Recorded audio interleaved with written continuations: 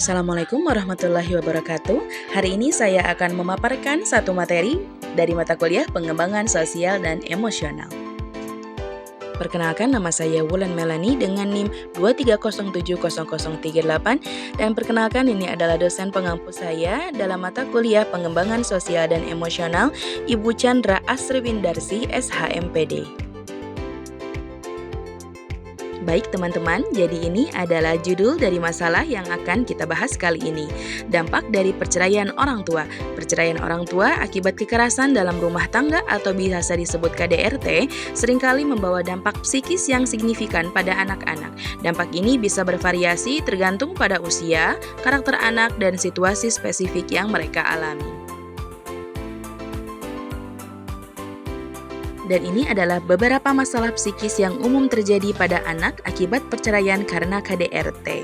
Yang pertama adalah kesulitan akademis, yang kedua adalah trauma dan kecemasan, yang ketiga adalah depresi dan rasa bersalah, yang keempat adalah masalah kepercayaan, yang kelima adalah perilaku agresif atau menarik diri.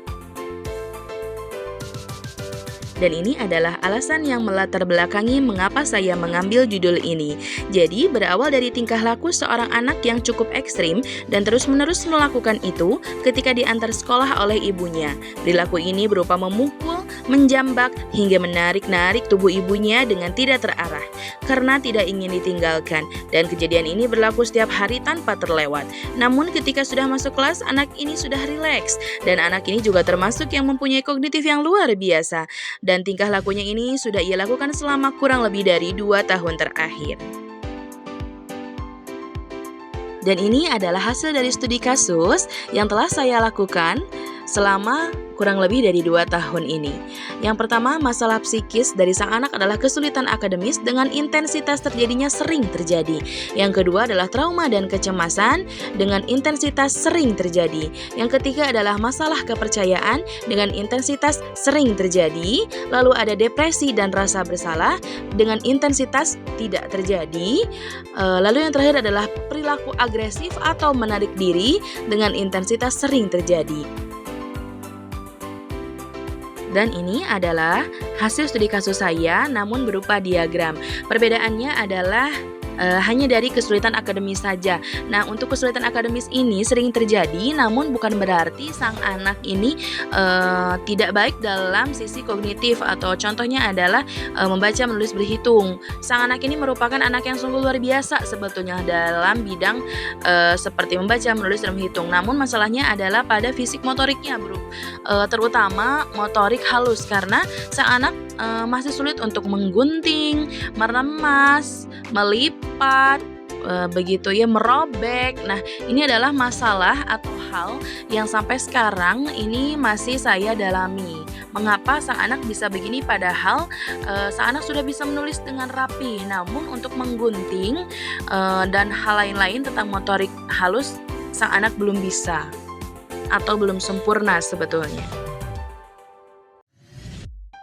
Maka dari itu, untuk mengatasi dampak psikis anak akibat perceraian orang tua karena KDRT, diperlukan pendekatan yang holistik dan terkoordinasi yang melibatkan keluarga, sekolah, dan profesional kesehatan mental. Dan ini adalah beberapa solusi yang dapat saya tawarkan kepada orang tua. Yang pertama adalah konseling psikologis. Mengikut sertakan anak dalam konseling dengan psikolog anak untuk membantu mereka mengatasi trauma dan kecemasan. Yang kedua adalah pendampingan sosial. Memberikan pendampingan sosial melalui program dukungan teman sebaya atau kelompok dukungan dapat membantu anak merasa tidak sendirian dan mendapatkan dukungan dari anak-anak yang mengalami situasi serupa. Yang ketiga adalah komunikasi terbuka. Orang tua harus berkomunikasi secara terbuka dan jujur dengan anak mengenai situasi yang terjadi. Penting untuk meyakinkan anak bahwa mereka tidak bersalah dan bahwa mereka tetap dicintai. Yang keempat adalah stabilitas dan rutinitas. Menyediakan lingkungan yang stabil dan konsisten sangat penting bagi anak. Rutinitas sehari-hari yang teratur dapat membantu mengurangi kecemasan dan memberikan rasa aman. Yang terakhir adalah pendidikan dan pelatihan bagi orang tua. Orang tua perlu mendapatkan pendidikan dan pelatihan mengenai dampak KDRT dan perceraian terhadap anak, serta bagaimana memberikan dukungan yang tepat terhadap anak. Dan ini adalah beberapa treatment yang harus anak jalani. Yang pertama adalah aktivitas ekstrakurikuler, mendorong anak untuk terlibat dalam aktivitas ekstrakurikuler yang mereka sukai untuk membantu mereka menemukan cara positif untuk mengekspresikan diri dan mengembangkan keterampilan sosial. Yang kedua adalah terapi keluarga. Terapi keluarga melibatkan seluruh keluarga dalam terapi untuk memperbaiki komunikasi, mengatasi masalah bersama, dan membangun kembali rasa kepercayaan dan keamanan. Yang terakhir adalah dukungan lanjutan. Monitoring jangka panjang dan dukungan berkelanjutan sangat penting untuk memastikan bahwa anak-anak mendapatkan bantuan yang mereka butuhkan selama proses penyembuhan. Sebelum saya menarik kesimpulan untuk pembahasan kali ini, yuk kita lihat dulu video berikut ini.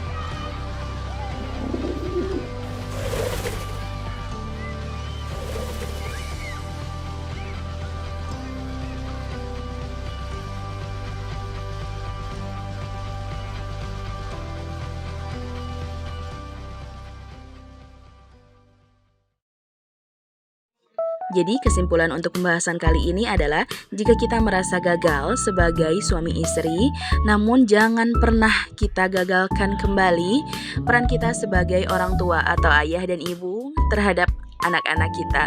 Terus selalu buat mereka bahagia dan jangan jadikan mereka sebagai korban dari keegoisan kita. Terima kasih telah mengikuti pembahasan ini sampai akhir. Akhirul kalam, wassalamualaikum warahmatullahi wabarakatuh.